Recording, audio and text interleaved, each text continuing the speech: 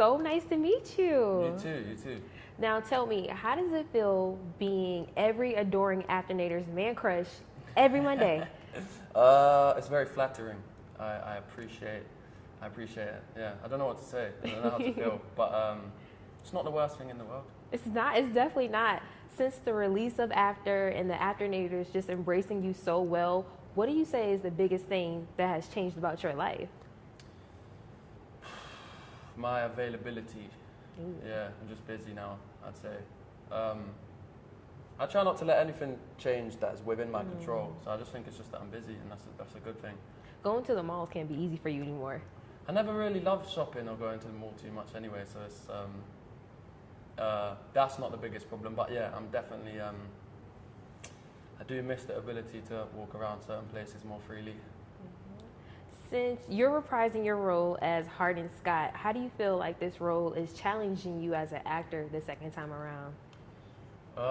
In every way, it's you always want a challenging role, obviously, and the first one was in a good way, and this one is in a different way. There's just more emotional scenes, some comedies. It's just a more kind of well-rounded character. We obviously get to know him better, so there's more that we do with him that gets to test me as an actor. You said emotional. How do you tap into those emotional scenes? What are you thinking about? What's going through your head? Changes between each one. I know some people like to use external sources to get themselves sad or happy or whatever. I tend to try and do it through the character. I haven't yet resorted to like watching sad videos before I shoot, but I hear some people do that. For me, it's all just like put yourself in the character's shoes, and they'll be, if it makes sense for them to be sad, once you're in their shoes, you will be, kind of thing. So speaking of putting yourself in your character's shoes, Tessa and Hardin have a really roller coaster ride of a relationship. So what can you take from their relationship and apply it to your life? What lessons have you learned from playing it? I say definitely just be honest and open. It sounds obvious, but if you know there's something that someone you know in your life should know, and say it, and don't wait till it's too late. Yeah, I think honesty is a good lesson to learn from their story. So true. So in the first film, you mentioned the lake scene was one of your favorites, or most interesting because of the snake scenario. Yeah. After reading the script, what scene were you just dying to shoot this time around? I have more scenes with conflict that I haven't done too much in terms of like fight scenes. I wouldn't even say fight scenes, but like that kind of thing where you have a stunt coordinator, and that stuff for me is always cool to learn because it's just different. You don't do too much of it. There are a lot of scenes I was excited for this time around, but I don't want to give anything away. But yeah, can you tell us where it's being shot at least? Where what's being shot? One of your favorite scenes. Where is it being shot? What am I yet to do? We shot one of my favorite scenes yesterday in the hotel room. It's the only scene it's the main scene with Tessa, Trevor, and Hardin, and obviously that dynamic's really fun to play with. I wish we had more scenes with the three of us. Okay, so now you're on set for about 14 hours a day. So when you leave set, how do you unwind? I don't think you need to. You just fall asleep quite quickly after long days. I don't do anything after we finish. On a long day, when you work 14 hours, I just go home and I'm straight to bed, to be honest. And then I prefer to wake up earlier in the morning and do more. But when you have enough time, go get some food somewhere, or to be honest, we do just end up chilling, the cast and crew or whatever, and then anytime we try and talk about something unrelated to the film, it just somehow goes back to talking about the film. So we're never really off work. When you're shooting, it's all you really think about. So it's cool. It sounds like horrible, but you're just in it, and then when you wrap, that's when you can unwind. Now, this is your second time shooting in Georgia, maybe even your third. Are there any places you like to frequent? When I'm in Georgia, I haven't been around too much. Last year, we're just so busy when we're here. We don't have much time. But Malcolm from Crafty always sorts us out with something to do. We did like an escape room one weekend last time, and he took me out a couple weeks ago. So yeah, there's little things to do, but I haven't figured out where my spots are yet. Watching you on set, and you look like such a pro. So this time around, do you feel like you're more relaxed, or are you more hands-on this time around? I'm more hands-on, but I'm more relaxed. That doesn't make any sense. But I I don't feel, last time it was a little more stressful just because there were so many cooks in the kitchen and a lot of people that didn't necessarily know their way around a set, myself included especially. This time I'm way more hands-on, but it's way more fun and it doesn't feel as stressful because I know everything that's happening all the time. And I have that personality type that does well for me. That is amazing. So you've tackled screenwriting, writing, and producing, but do you see yourself directing next? Yes, especially working with Roger. He's such a good teacher, and he like basically promised me before we got here that he will teach me. And he's just really, his personality is like really great for teaching. He has so much experience. And last year, if you said, you know, give me the shot list or what's it, I would like, well, I don't know, somebody get, you know, and I've just learned so much in a short amount of time from him. And I plan on learning more before I try, even though sometimes you get to be able to like sneak in the back door, but I don't feel like I know even remotely enough yet, but I'm definitely getting there. But I love the idea of directing, and I find myself more personality wise, I think directing would be better for me than producing. What do you say is the biggest thing you learned right now from Roger? The biggest thing, oh, there's so many things. The biggest I would say is how to give there's so many things. I'm like thinking the biggest one would probably be just how to give direction without doing line reading to them, and telling them, you know, play this like he told Candace King, who plays Kimberly, play this like you hate your stepson, and we were both like, huh? But it doesn't play in the scene that way, but the expression that it got out of her was like, there's just ways that he can think of the most seemingly random things to get the exact emotion that they need. And I like that. And I like the way he is with the cast. Now, you mentioned Candace King. What is it like to see your characters come to life on the big screen for the second time around? This time it's honestly almost even better. Like I obviously was so grateful and happy the first time, but this time the cast that we have is just crazy. And I've been a fan of Candace since the first season of Vampire Diaries. And I know that the fans of After have always wanted her for Kimberly. So it was nice to have an actual... The fan chose. Yeah, they chose her like a long time ago. And I didn't even know if we could actually even get her. So it was great. And I met her. I did her podcast. She has a really great podcast. And I was a guest on it. And then we were going through the casting process. And I was like, should I just see if she would? And immediately she was like, yeah, of course. Like, I'd love to. I'm like, okay. And then we have Charlie Weber, he was another one of my like hand-picked cast where I was like, we're not meeting with anyone else. No one else read for the role. No one else, nothing. It was just like, Charlie's going to be Vance. And Roger backed me up. And here we are. So speaking of Charlie and Candace, the Afternators want to know, if you had to cast Harry Styles in the next movie, what role would you give him and why? They want to make it happen. Yeah, so bad. I'm trying to think of what role. He could be in the third one.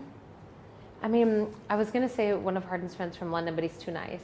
Well, that'd be good for him to test that yeah, I feel like he could play a mean guy or like not Harry because he's just so nice. Yeah, one of Hardin's friends, I think. And him and Hero don't look, as some people think they look alike, but I just don't see it at all. So I don't think it'd be too weird to have them hanging out. So is it safe to say, is that something you're going to work on? Maybe, but I don't know if we can afford him. And I also am like, let's make an album. I want him to make an album, so I don't really want to. That is very true. I want that as well. Yes, so I'm waiting for the second album. So unless it interferes with the music, then I would love it. But I would rather have more music from him than him in the movie.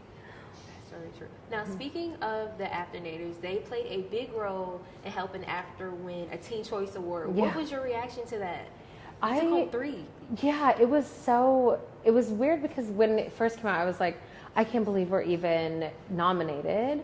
And then we all were kind of like, there's no way we're going to win, especially given our like domestic releases. We're like, there's no way. And then when literally the first day that the tweets were, or like the votes were on Twitter, I was like, I think we actually are going to win because there were just so many that it would be impossible to not.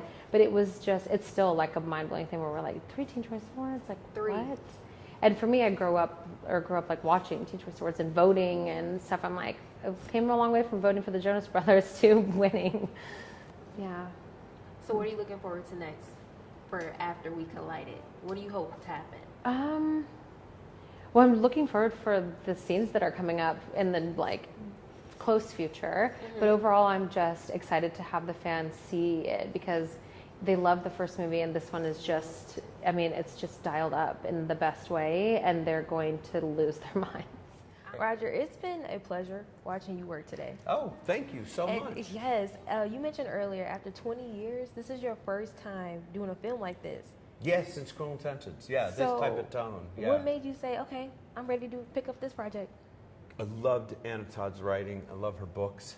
So when I heard that they were, looking for a director for After We Collided, I was like, oh my God, I would kill for this opportunity, not thinking I'd get it. Really? Yeah, you never know, I met with them at lunch, Anna and Jennifer Gibdot, and I said, what tone are you looking for? And they're like, we want to do like Cruel Intentions. And I was like, I'm in. So it's safe to say you were a fan of the franchise Yeah, before, I really? was. Yeah. What I love about it is like, unlike Hunger Games or Twilight, it's just romance. There's no vampires, there's no sci-fi. And she just really managed to like continue this story about this young love affair. Coming of age love affair, as some people yeah. would say. Now, by now, you probably read that script front and back. So Many what times. moment really stands out to you? Is like, I really want the audience to fall in love with this scene. We, literally every scene we fight for, like every scene's got to be great. It was like that in Cruel. We wanted, this is their favorite scene, or this is their favorite scene. Is there So, any scene that really gets to you? I mean, the stuff we shot. Am I allowed to say this? Of Tessa going to Seattle, which is where we are right now, and it's just kind of it's about her awakening, her coming of age as a woman, her sexual awakening. We kind of just hit it hard, and we did a scene at the nightclub, and Josephine was beyond spectacular. It was mesmerizing to watch. So speaking of Josephine, I was watching you direct her earlier, and you're so comforting. You're so nice in your directions. Thank you. So what's it like working with Josephine and She's the Hero best. and I mean, Anna? they're the best. I mean, it makes my job easier because they, Anna and Jenny Gage, the first director, did such a great job casting these two leads. So you just jump in. You got to make. They all know each other. You're the new kid on the block. So what kind of conversations did you have with somebody like Josephine before the taping? We had a lot. We struck up a friendship on the internet because she was living in Perth, Australia, where she's from, and she knew all the books backwards and forwards. So I was like, I better do my homework before I talk to you. And then we just started literally we would text every day or FaceTime, and just because like I have to dive in here and play catch up. And they're both Hero and Josephine are incredibly smart actors and make really good choices. So you want to be there for them. I'm sure you read the reviews and critic reviews from the first movie. Are you all concerned about that going into the second movie? No, Yeah. no, I never never paid too much attention to that. I'm just like, well, we're kind of telling a different story here, And first movies are tricky because you have to establish and get to know the characters. We know the characters now, so it's easy to take them on an emotional roller coaster. Is it safe to say you'll be directing the third installment, or are you reaching for I that? hope to God I get to direct them all. It's just such a pleasure working with Anna Todd. Hi, Josephine. It is so good to meet you. Congratulations on your Teen Choice Awards for Best Actress in a Drama. How did that feel? It was very, very flattering because it was basically all because of the fans, because it's it's dependent on how many votes you get from fans and everything. And yeah, I just wish we were able to go to the ceremony because we were filming. But it was great. Speaking of filming, I watched you film all day today, and one thing I've noticed is the evolution of your character and her style. So please tell us about that. Well, between now and the last film, Tessa's character evolves, and we wanted that to reflect in her style as well as her hair and her makeup. So she's wearing a lot more makeup this film, a lot more.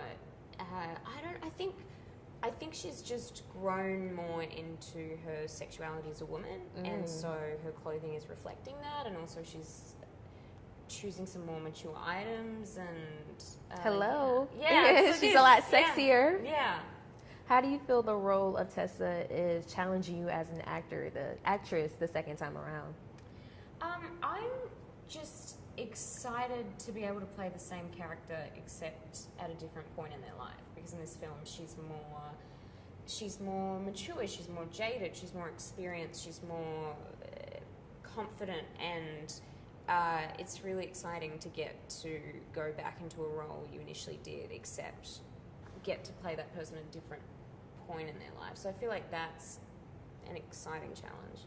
So with that being said, what were some of your favorite scenes to film? Well, we're only week 3, so we haven't done everything yet, but we've had some really fun fight scenes so far. I got to pelt Hero with bread rolls in a hallway, which was a lot of fun. Yeah, probably just the fight scenes between Tessa and Harden, because we didn't get into that and get into the tumultuous nature of their relationship on the first film as much, so that's been really fun. So you've been on set for almost 12 hours. So tell me, how do you unwind after such a long day? How do you just let go of Tessa?